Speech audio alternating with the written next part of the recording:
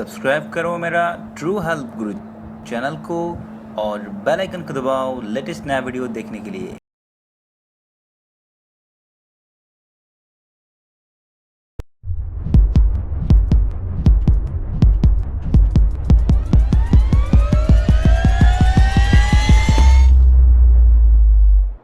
But if I lay down and I play dead and I stay dead, maybe you'll get sick of being the monster out of my head, under my bed. Think you're something out of my nightmares, standing right there. But if I lay down and I play dead and I stay dead, then will you get bored of killing me? Silhouettes of you are like a taunt. Never really know just what you want. With you I don't ever feel calm. I can feel the sweat inside my palms. Play with me like cats and a string. You don't understand the pain it brings. You don't ever wanna give me wings. You don't ever wanna set me free. You know I'm addicted to you, and it's twisted, you've been gifted with the evil voodoo.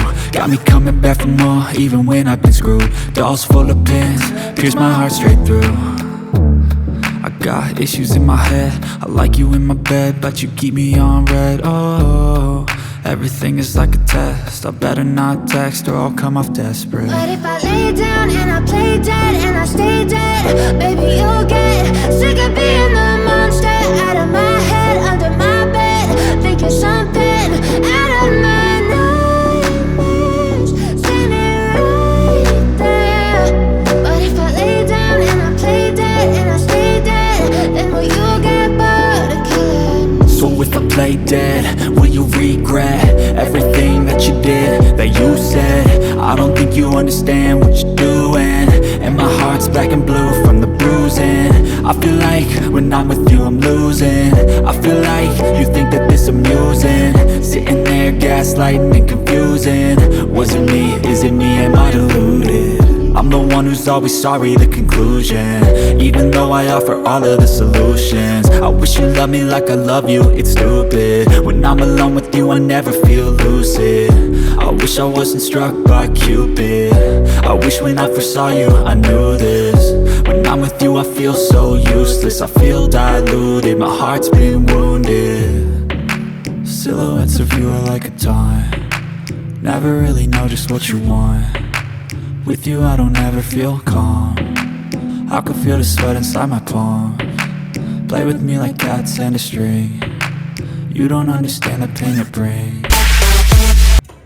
নমস্কাৰ সত শ্ৰী আকাল কেমছো সালাম আলাইকুম মোৰ নাম সুদাউল আহমদ আৰু মই আজি উপস্থিত আছোঁ হাবিব জিমত এওঁ হ'ল জিমৰ অৰ্ডাৰ হাবিব ৰহমান আৰু আজি আমাৰ মাজত এজন বিশেষ ব্যক্তি উপস্থিত আছে তেওঁ হ'ল অমলান জ্যোতি ৰাভা তেওঁ হ'ল যোৱা কেইদিনমান আগতে হৈ যোৱা মিষ্টাৰ আছাম তেওঁ জিকিছে জুনিয়ৰ কেটেগৰীত আৰু তেওঁৰ পৰা আমি আজি কিছু কথা জানিম জিমৰ বিষয়ে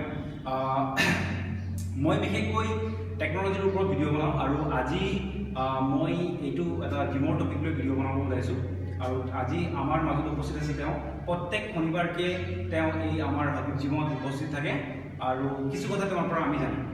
আচ্ছা অমলান দা, আপুনি যেতিয়া জিম আপোনাৰ জিমৰ যিটো লাইফ আমাৰ আপুনি কেনেকৈ ষ্টাৰ্ট কৰিছে প্ৰথম মই হাইস্কুলৰ পৰা আৰম্ভ কৰিছিলোঁ। আচ্ছা 9-10 এনেকুৱা সৰুতে কৰিছিলোঁ, জিমত জইন কৰা নাছিলোঁ। তাৰপিছত ভালকৈ জিমত জইন কৰিলোঁ মই 2014 জুনৰ পৰা।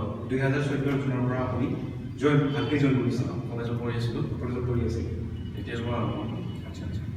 আৰু আপোনাৰ এই যে আপুনি জিকাৰ আপোনাৰ যিটো মিষ্টাৰ আছাম খেলাৰ যিটো আপোনাৰ মানে ভিতৰে এটা কিবা আছিলে এইটো আপোনাৰ কেতিয়াৰ পৰা আহিল? তেওঁৰ বডি বিল্ডিং কৰা সৰুৰ পৰা আছিল। আচ্ছা, সৰুৰ পৰা আপোনাৰ অভ্যাস আছিল, ইণ্টাৰেষ্ট। আচ্ছা আচ্ছা। এতিয়া মানে মাইণ্ড ছেট কৰি ল'লোঁ, ভালকৈ খেলিম।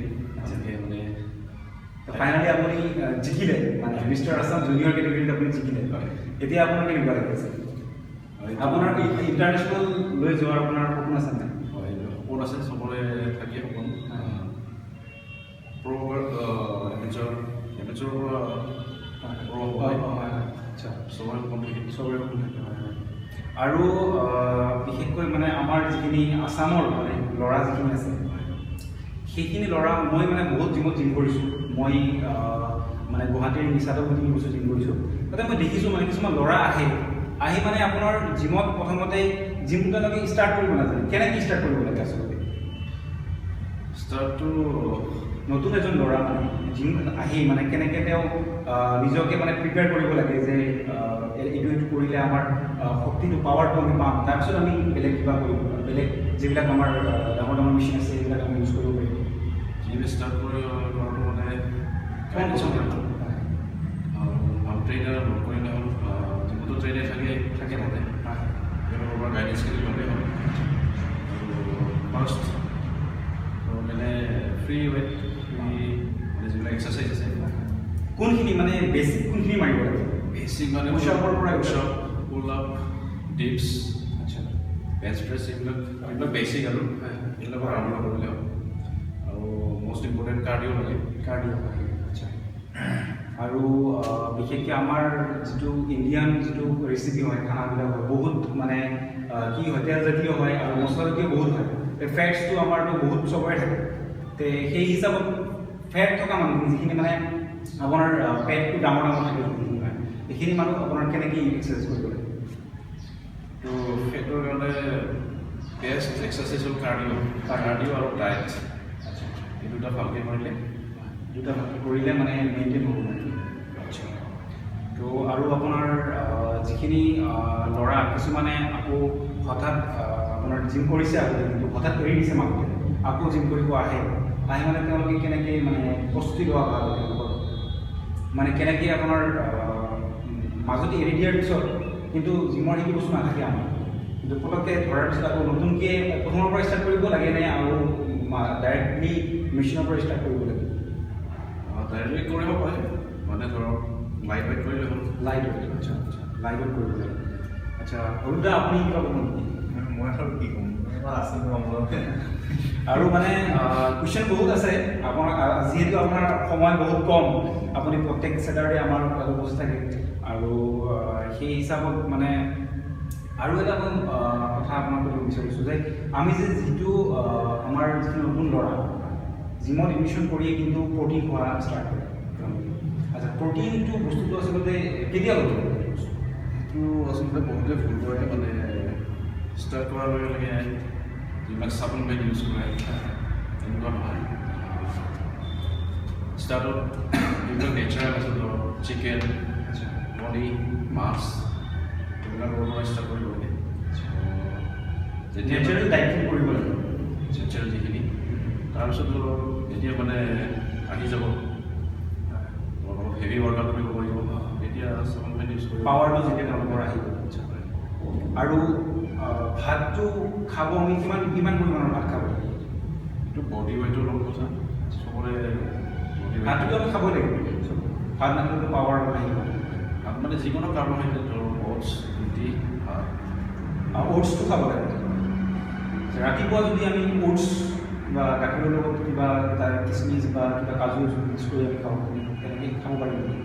গাখীৰটো তাৰমানে ৰাতিপুৱা নাখালে ভাল মানে গাখীৰটো নাখালে ভাল লাগিব। তো ফ্ৰেণ্ডছ আপোনালোকে যদি অ'টছ খাই আছে গাখীৰৰ লগত তেনেহ'লে আপোনালোকে অ'টছটো নাখাব মানে গাখীৰটো নাখাব চৰি তাৰমানে ৰাতিপুৱা ডাইটটো কেনেকুৱা হ'ব উচিত? সেই গাখীৰটো তাৰমানে হজম হওঁতে বহুত টাইম লাগে। হজম হ'লে তেনেহ'লে আপোনাক কেনেকুৱা ডাইট কৰিব লাগে?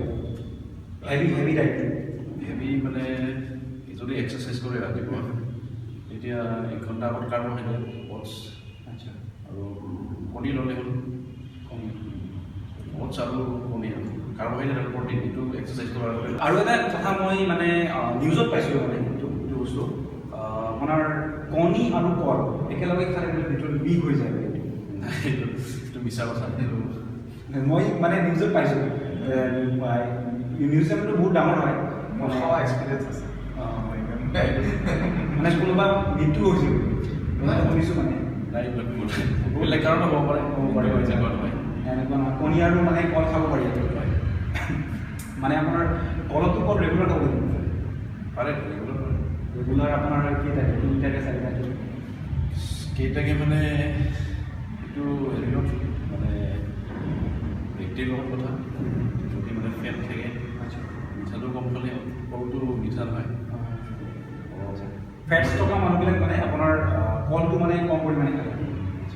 আৰু ৰাতিপুৱা বুট চুট কিবা মানে এইবিলাক পাৰে।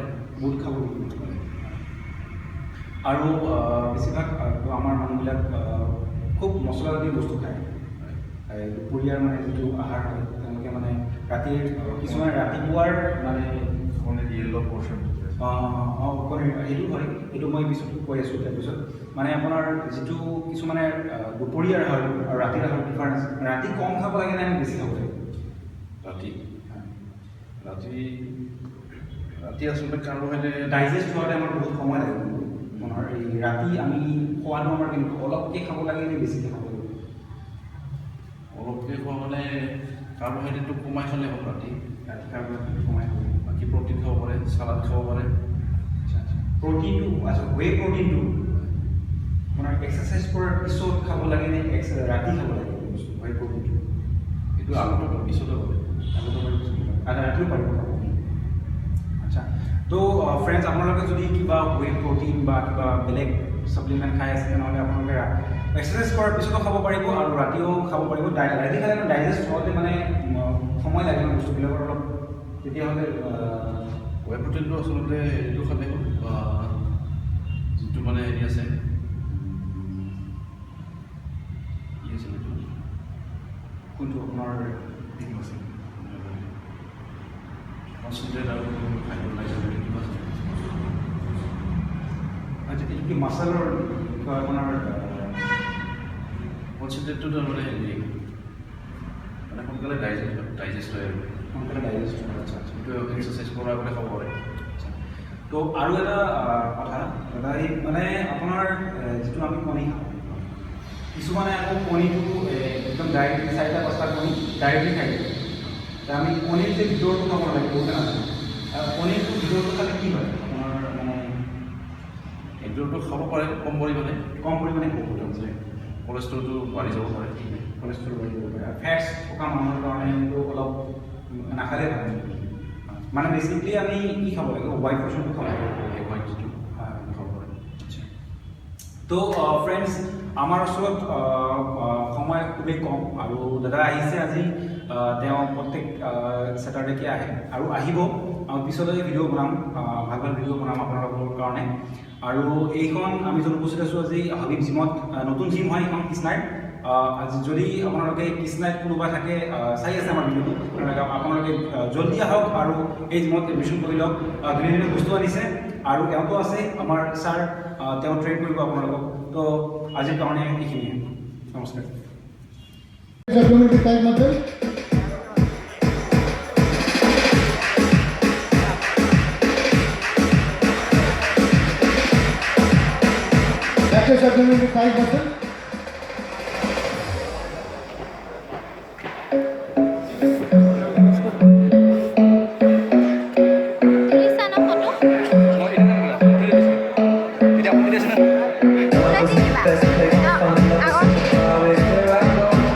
Thank you गentlemen, thank you. आप पीछे जाइए।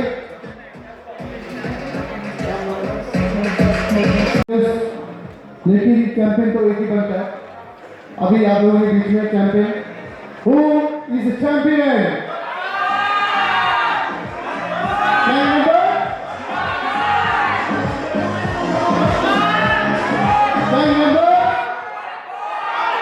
One, two, five.